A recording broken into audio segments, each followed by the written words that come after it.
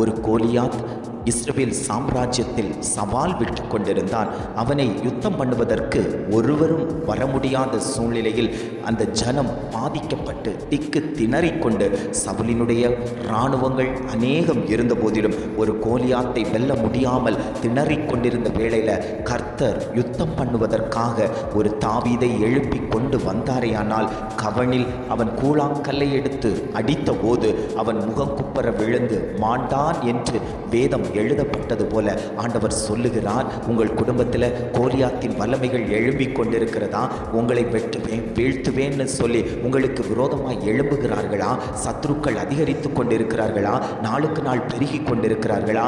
பயப்பட வேண்டாம், உங்களுக்காக யுத்தம் பண்ணுவதற்கு நான் இருக்கிறேன் என்று ஆவியானவர் உங்களோடு கூட பேசிக் கொண்டிருக்கிறார். அந்த நல்ல தகப்பன் தான் உங்களை பார்த்து சொல்லுகிறார், பயப்படாதே, நான் உன்னோடு கூட இருக்கிறேன். இந்த சத்துருக்களை கண்டு நீ எதற்கு பயப்பட்டு கொண்டிருக்கிறாய்? இந்த சத்துருக்களை கண்டு ஏன் வேதனைப்பட்டு கொண்டிருக்கிறாய்? இத்தனை நாட்களும் உன்னை வழிநடத்தின கர்த்தர் இன்னமும் நான் உன்னை வழிநடத்துவதற்கு சித்தமுள்ளவராய் உன் குடும்பத்தில் நான் இருந்து கொண்டிருக்கிறேன்.